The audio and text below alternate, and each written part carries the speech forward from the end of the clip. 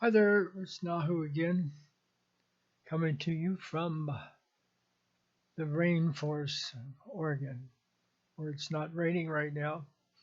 Too bad, because right now we really need it with all these fires. Uh, I did some mental rain dances, if you will, and it did help a little bit. There was no chance of rain, according to the news, and I started meditating on it. And next thing you know,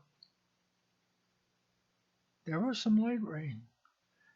Maybe I need to do more meditation on it. I believe in mind over matter, as you know, and we see many instances of it in our lives. And I think that the Native Americans, uh, our brothers out there many years ago, and they still do to a certain extent now, have or was aware of that and did rain dances for that particular reason.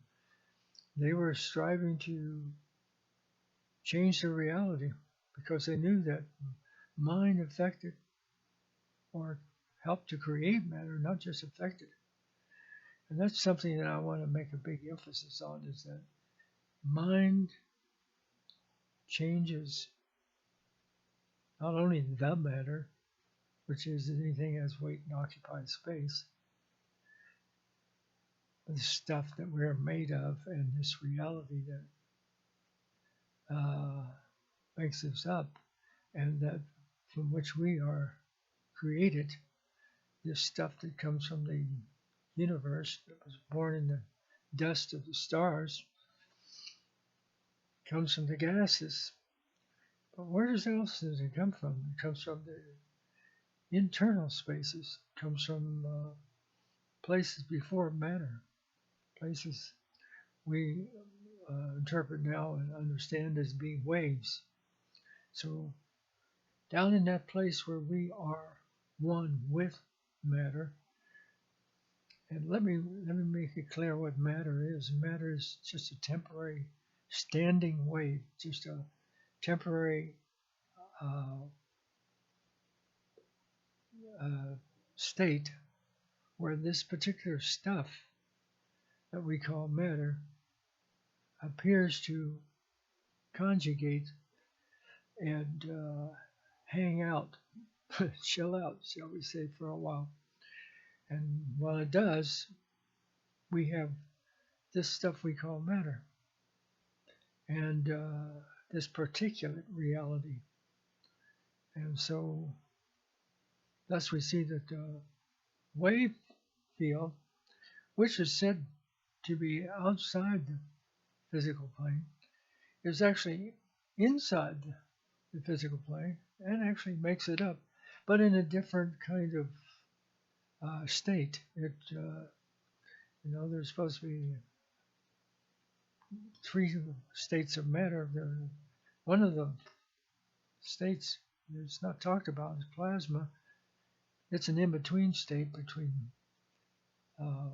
water, fire, and air, and where we have a transitional kind of fluidity. And it's in this transitional fluidity that mind operates best. Whatever we think about or whatever we focus on, it materializes in the physical. But, I'm talking about this relative configuration we call the physical matter in this world that we occupy. This world of mind that takes place as a phenomenon that we call matter. If you can look at it like that, it's easy to see, because then you begin to realize that what matter is merely waves in a relative state of configuration, a relative state of solidity, if you will, depending on where you're looking at it from.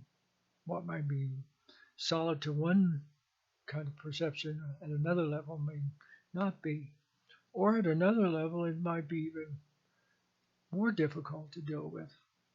So depending on where we're looking at. So if you're looking at it from a wave state, you should be able to see through it, which means that we can see through matter. Not only that, but we can affect and control, manipulate matter. We can manipulate the weather. I know that's a hard thing to comprehend and to see. I don't know if you ever encountered any of my videos on controlling hurricanes. Now, I sent that idea to a number of sources, including the NASA and environmental and atmospheric control stations in the U.S. and also even to the president. Suffice it to say, no one was interested. What was it about? I guess I should tell you that first. It was about controlling the weather through a device that I think we can create that basically controls the forces that create it. And I'm not just talking about mind here. We'll get back to that. What I'm talking about is man's apparatus. Here's that contingency that we have, this physical interactiveness that we have with what we call the physical plane, to our technology. One of the things we discovered in our technology is that basically everything is waves. So instead of focusing so much on the physical phenomena, why not focus on the wave? Why not control the wave? Of course, we can't take control of a hurricane from the position of a type 5 hurricane, for example, where it's grown into a horrendous monster. We could probably have gone to 6 or 7 degrees with that now with climate change. Where we're seeing mega hurricanes, mega tornadoes, mega fires, mega floods, mega fish falls, by the way, and mega pandemics. All this is a result of us not getting in touch with the source, not getting in touch with where it's created, how it's created, and getting out of touch with the idea that we're one with it. Mankind, or humans in general, probably more so males than females, have been so much in charge of this capitalistic control trip that they have of trying to usurp the resources of the world and become these mega capitalists. Well, you can't do that. We can't do that without consequences. You can't just rip up the earth, and you can't just gouge out its resources. You can't take without taking something from yourself, because that's us at some level. We're alienated from that. We don't see that. We don't understand our oneness, our wholeness with it. We haven't gone to that place where David Bohm with it 40 years ago when he wrote about the implicate explicate order, where he was talking about this wholeness that transcended the illusion of space-time.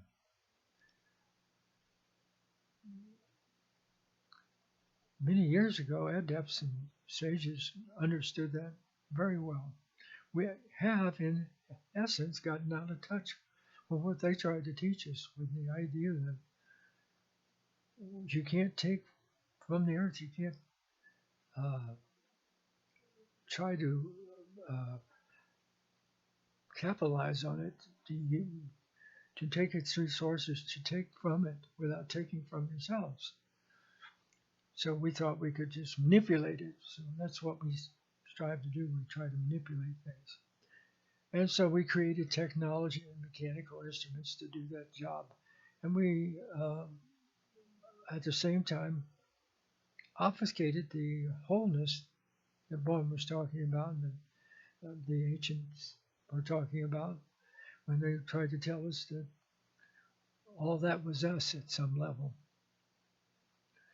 And I'm just simplifying the whole philosophy of oneness by saying the inner, or the implicate and the explicate, or the outer, are simply us at different levels.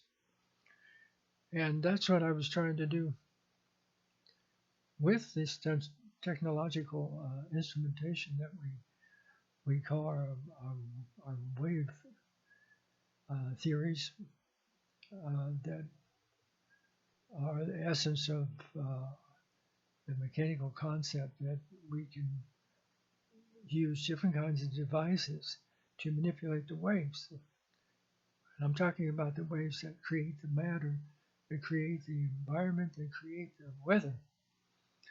But you have to get back to the source from whence it comes. You have to get back to that wholeness.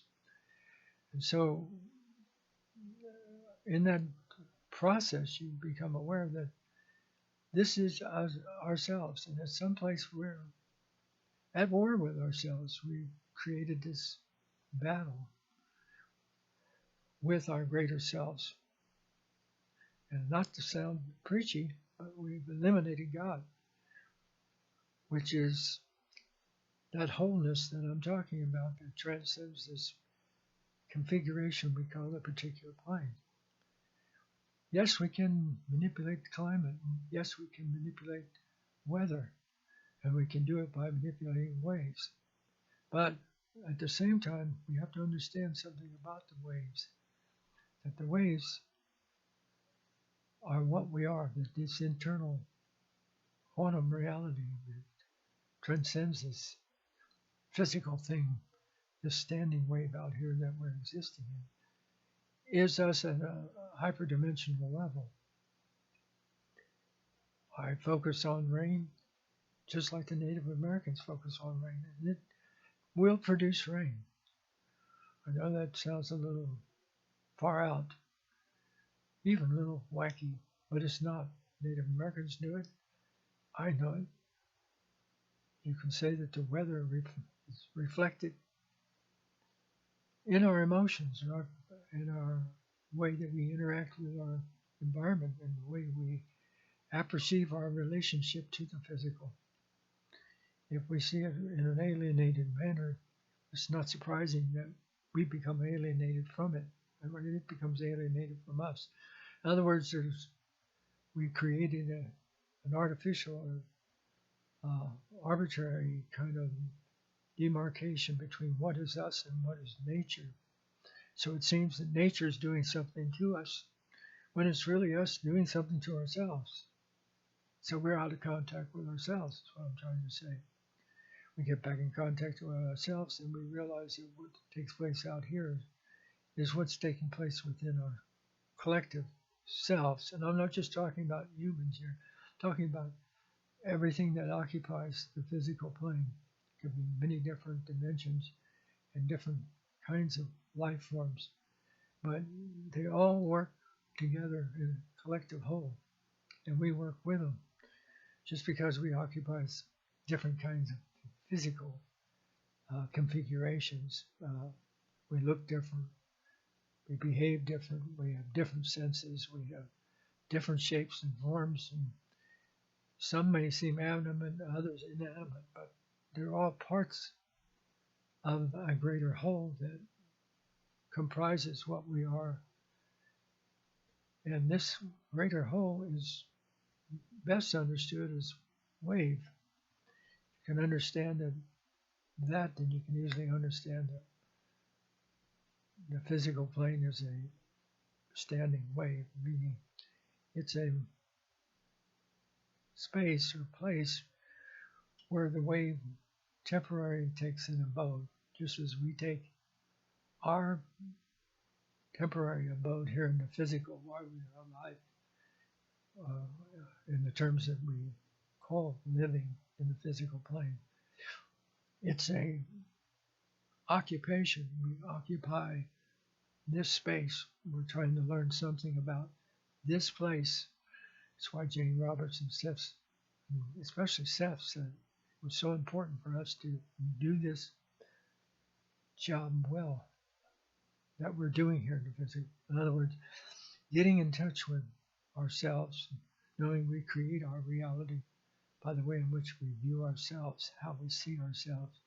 What you see is what you get, because what you see is where you're at, because where you're at is where it is. It's where you're at. You created, and I'm not just talking about you, I'm talking about everyone. What I'm saying is merely singular manifestation of what the collective whole is really saying, except I'm taking it one step further. I'm reflecting on it, looking at it from a place outside of it, where I'm connected with it through the continuum. I'm connecting through the continuum. I'm connecting through the greater whole. So what I'm doing is showing you how that whole works on many different individual levels. And understanding that is simplified means your mind, or the mind of the collective brain, or the global mind, the global brain, the cosmic brain, the cosmic mind, all are one. We're all one. Everything's one. So anything affects everything, and everything affects anything. Whole and part interact. There's a constant interaction between it. And these are agreements that we make here in the physical. One of the agreements, like I said, is that we agreed to, at some point, to exploit it, take advantage of it, and divorce ourselves from the whole, and divorce ourselves from that, what we call all that is, or God. Terminology is unimportant here. I'm not interested in particular religious perspectives, but more in spiritual connectiveness, that interconnectedness that unites all things throughout all the holoverse, or the holograph that we are. We're only parts, slides in the holograph. We are the holograph, but we're only slides. I know it sounds ambiguous, controversial, conflictive, but we can be parts and we can be the whole at the same time. We can be separate, and yet we can be united. We can be diverse, and yet we can be one. So getting back to that consciousness is actually where we're going, and I can see it happening. I'm going to say that humankind is actually progressing. True, there's a certain amount of regressing, but regressing is necessary. We regress to progress. In other words, we reflect to give light. But once we reach the light, there's no shadow. We become united, so that what we see is what we get.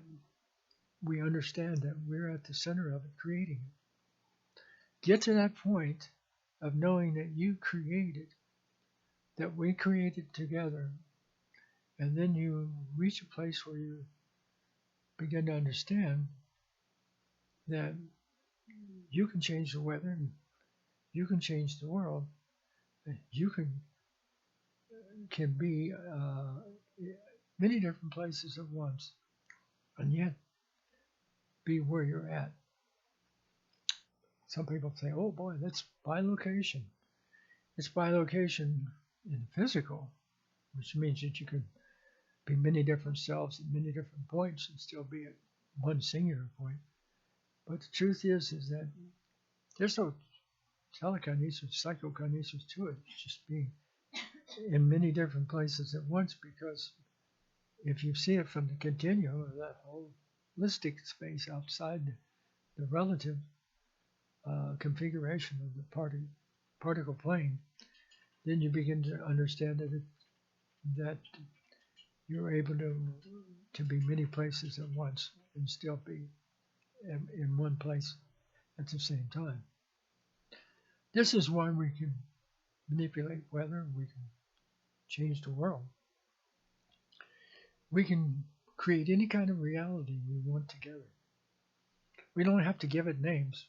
Socialism, capitalism, we don't need to give them esoteric or oversimplified names. We don't need to give it any name at all. In fact, what we are is nameless, shapeless, formless, because we're more like clouds. That's how I see us. Formless. We take on form to create a play, to experience a reality, to experience ourselves as a reality, I should say. And what we call reality here is the perceptual game we play through the senses. Well, you step outside the senses and you jump the fences of the illusion of separation, and then you begin to realize that what's out here and what's in here are all the same. So that's the essence of the lesson I want to share with you today. Namaste, you have a great day.